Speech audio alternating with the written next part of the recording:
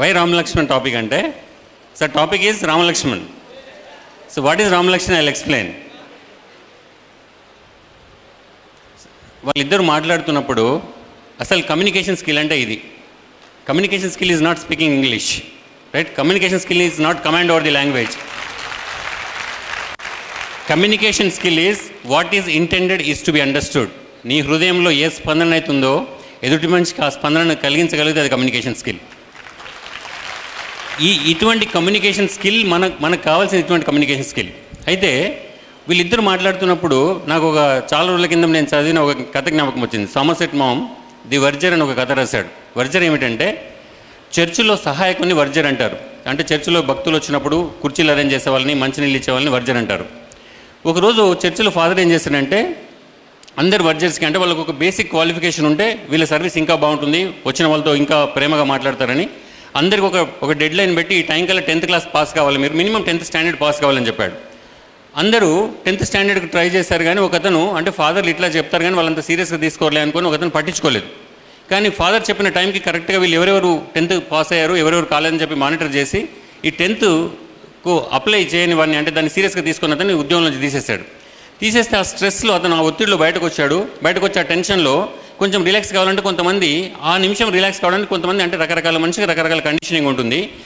అతనికి ఉన్న కండిషనింగ్ ప్రకారం కొంచెం సిగరెట్ తాగితే రిలాక్స్ అవుతాను అనుకున్నాడు. బయటకు వచ్చి చూస్తే 1 కిలోమీటర్ దూరం వరకు ఎక్కడ సిగరెట్ దొరకకపోతే ఆ సిగరెట్ దొరకలేదు కానీ తనకు ఒక ఆలోచన వచ్చింది. అంటే ఇక్కడ చర్చికి చాలామంది వాళ్ళ టెన్షన్స్ తగ్గించుకోవడానికి లేదంటే బాధల్ని దూరం చేసుకోవడానికి వస్తారు. ఇటువంటి వాళ్ళు ఈ ఒత్తిడిలో ఉన్నప్పుడు ఎక్కడైనా సిగరెట్ తాగలమంటే సిగరెట్ లేదు కాబట్టి అక్కడ నియర్ బై ఒక పాన్ షాప్ పెడితే బాగుంటుంది అనుకుని పాన్ షాప్ పెట్టాడు.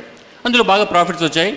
సేమ్ దీన్ని అన్ని ఫ్రాంచైజీస్ పెట్టి ఆ టౌన్లో చిన్న షాప్స్ వేరే మంది కస్టమర్స్ కొంతమంది పిల్లల్ని ట్రైన్ చేసి వాళ్ళకి ఇచ్చాడు. రోజు వచ్చిన ప్రాఫిట్స్ బ్యాంక్ పంపేవాడు. బ్యాంక్ పంపిస్తే ఎవ్రీ 3 months బ్యాంక్ నుంచి స్టేట్మెంట్ వచ్చేది. అది కూడా చేయకుండా ఇంత డబ్బు ఎస్పీలో ఎందుకు పెట్టాడు, అసలు మా స్టేట్మెంట్స్ ముడుతున్నాయా లేదని బ్యాంక్ మేనేజర్ అతని దగ్గరికి వచ్చి అడిగాడు. సార్ ప్రతి నెల మీకు కొన్ని స్టేట్మెంట్స్ పంపిస్తున్నాం, ఆ స్టేట్మెంట్స్ మీకు రావట్లేదు అన్నాడు. అంటే సార్ మీ బ్యాంక్ నుంచి ఏమో లెటర్స్ వస్తున్నాయి, అవన్నీ నేను పైన పెడుతున్నాను సార్ అటుక మీద అన్నాడు. మరి అవన్నీ అంటే మీ అకౌంట్లో మీకు ఎంత డబ్బు ఉందో తెలుసా, ప్రతి నెల స్టేట్మెంట్ మీరు చూడట్లేదు అంటే ఎంత డబ్బు ఉందో నాకు తెలియదు సార్, ఎవ్రీ రోజు అంటే ఎవ్రీడే మిగిలింది నేను పంపిస్తున్నాను అన్నాడు. అప్పుడు ఆ మేనేజర్ ఆశ్చర్యపోయి, సార్ మీకు ఏమి చదువు రాకపోతేనే ఇంత గొప్ప వాళ్ళు అయ్యారు, మీరు చదువుకుంటే ఏమయ్యే వాళ్ళో తెలుసా అన్నాడు. అప్పుడు అతను చెప్పాడు, చదువుకుంటే నేను వెర్జన్ అయ్యి ఉండేవాడిని అన్నాడు. రైట్, ఐ వుడ్ బిన్ వెర్జర్. అంటే ఇక్కడ చదువుకోకపోవడం కాదు, మన జీవితంలో ఏం సాధిస్తున్నాం అనేది గొప్ప. ఎందుకంటే చదువుకుంటే అతను చర్చలో సహాయకుడిగా మిగిలేవాడు. అందుకని మీరు చదువుకోకపోవడం మీ దురదృష్టం, మా అదృష్టం. ఎందుకంటే 2 స్టాంట్ మాస్టర్లు మిగిలారు. చదువుకుంటే ఎక్కడో క్లర్క్ అయిపోయేవాళ్ళు మీరు. రైట్, అందుకని 10th క్లాస్ పాస్ అయ్యి ఎక్కడో క్లర్క్ అయి ఉంటే 2 రామలక్ష్మణులు మనం మిస్ అయ్యేవాళ్ళం.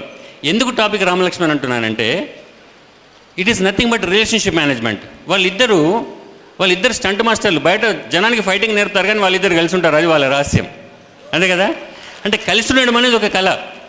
ఫైటింగ్ వాళ్ళ వృత్తి మాత్రమే కానీ వాళ్ళ ప్రవృత్తి కాదు. మరి మనం కూడా మన జీవితంలో అందరితో కలిసి ఉండాలంటే ఏం చేయాలి? అది చాలా పెద్ద ఆర్ట్ అది. ఎందుకంటే ఈ ప్రపంచంలో అంటే మీరు ఇక్కడ ఈ పర్సనాలిటీ డెవలప్మెంట్ ప్రోగ్రాంలో రకరకాల అంశాల్లో పర్సనాలిటీకి సంబంధించి చాలా అంశాలు నేర్చుకుంటున్నారు. కానీ పర్సనాలిటీ కాకుండా మనిషి జీవితంలో ఇంకొక అంశం ఉంది. అదేమిటంటే మనం దాన్ని ఏమంటామంటే క్యారెక్టర్ అంటాం. క్యారెక్టర్ పర్సనాలిటీ 2 ఒకటేనా, 2 వేరువేరా? వేరు కదా. ఏంటి, what is the difference between personality and character? What is the difference? ఒక మనిషి విజయం సాధించాలంటే పర్సనాలిటీ బాగుండాలా, క్యారెక్టర్ బాగుండాలా? క్యారెక్టర్ బాగుండాలా. పర్సనాలిటీ బాగలేకుండా పర్వాలేదా? మీరు ఒక వాటర్ బాటిల్ పర్చేజ్ చేయాలంటే దీంట్లో ఏం చూస్తారు? బాటిల్ బాగుండాలనుకుంటారా, వాటరా?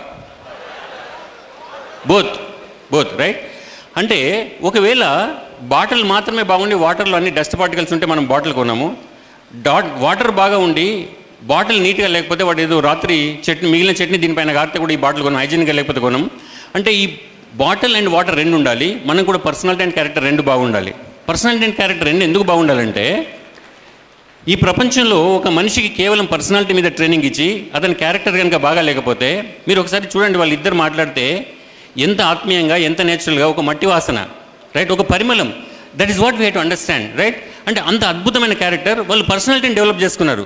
అంటే ఈ పర్సనాలిటీ క్యారెక్టర్ 2 బాగాలేకపోతే సమస్య ఏమిటంటే, ఈ ప్రపంచంలో కొంతమంది మనుషులకు bad personality and bad character ఉంటుంది, కొంతమంది మనుషులకి good personality but bad character ఉంటుంది. Good personality and bad character is more dangerous than bad character and bad personality. ఒక మనిషికి పర్సనాలిటీ క్యారెక్టర్ రెండు బాగలేకపోవడం కన్నా పర్సనాలిటీ బాగుండి క్యారెక్టర్ బాగలేకపోతే వాళ్ళు చాలా పెద్ద ప్రమాదకరం. ఎందుకు ప్రమాదకరం అంటే మీకు చిన్న ఉదాహరణ చెప్తాను. సినిమా మిత్రులు వచ్చారు కాబట్టి మళ్ళీ సినిమా ఎగ్జాంపుల్ చెప్తున్నాను. మీరు ఇంటికి వెళ్ళి ఒక 4 పాత సినిమాలు చూస్తే, 4 పాత సినిమా సీడీలు తీసుకెళ్తే పాత సినిమాలో దొంగ ఎలా ఉంటాడు? దొంగలా ఉంటాడు. దొంగకు ఒక యూనిఫామ్ ఉంటుంది, రైట్? పెద్ద గల్ల లుంగి ఉంటుంది, పెద్ద బెల్ట్ ఉంటుంది, ఇక్కడ ఒక పులిపిరి ఉంటుంది, టైట్ టీషర్ట్ బనియన్ ఉంటుంది, ఒకటి మెడలో కర్చీఫ్ ఉంటుంది, ఒక చురకత్తి ఉంటుంది, రైట్? మీరు బస్సులో ప్రయాణం చేస్తున్నారు, మీ జేబులో ₹1,00,000 ఉన్నాయి, మీ పక్కన దొంగ కూర్చున్నాడు, కానీ దొంగ యూనిఫామ్లో ఉన్నాడు, దొంగలా ఉన్నాడు. అప్పుడు అతనితో ప్రమాదమా మనకు? ఎందుకంటే ₹1,00,000 ఉన్నాయి, మనం ఇట్లా చేపెట్టుకొని కూర్చుంటాం, ఎందుకంటే దొంగలా కనిపిస్తున్నాడు కాబట్టి. కానీ అంటే ఒక దొంగలా కనిపిస్తే ప్రమాదం లేదు. కానీ ఈరోజు మనం చాలా పెద్ద పెద్ద జైల్లో, పాపులర్ జైల్లో చూస్తున్న ఏ దొంగలా కనిపించాడు.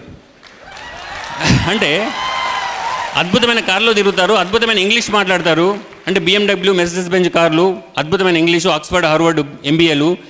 ఇది కాదు మనిషి జీవితంలో వ్యక్తిత్వం అంటే. That's what I want you to understand. వ్యక్తిత్వం is you must also work on your character. Character is also important, right?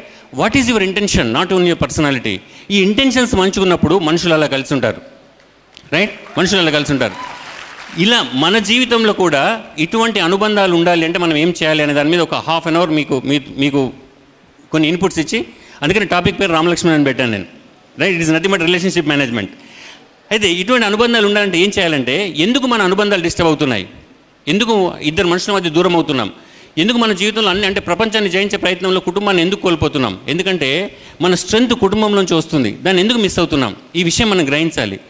అందుకనే మన జీవితంలో మనం అన్నీ సాధించి మనకంటూ మన వారు ఎవరు లేకపోతే, ఎందుకంటే నేను ఈ మధ్య చదివిన ఒక మంచి మాట ఏమిటంటే, గెలుపు నిన్ను ప్రపంచానికి పరిచయం చేస్తుందట, కానీ ఓటమి ప్రపంచాన్ని నీకు పరిచయం చేస్తుంది. ఒక్కసారి ఓడిపోయి చూడు, ప్రపంచం ఎలా ఉంటుందో తెలుస్తుంది. మనం గెలిస్తే అందరూ చప్పట్లు కొడతారు, కానీ ఓటమి నిన్ను ఒంటరివాన్ని చేసినప్పుడు నీతో ఉండేది నీ అనుబంధాలు, నీ వాళ్ళు, రైట్? నీ వెన్నుతట్టి నీతో ఉంటారు. కానీ గెలిచినప్పుడు మనం చాలాసార్లు వాళ్ళని మిస్ అవుతాం.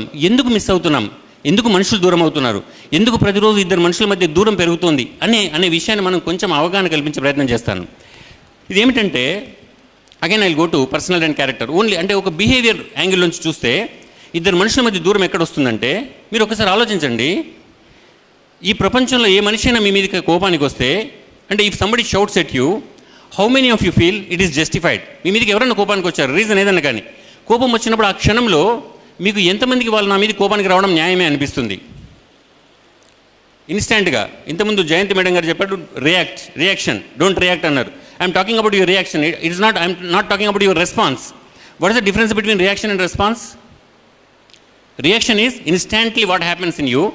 Response is you press the pause button. ఒక నిమిషం పాజ్ బటన్ ప్రెస్ చేసి ఆలోచిస్తావు, దట్ ఈస్ ద రెస్పాన్స్.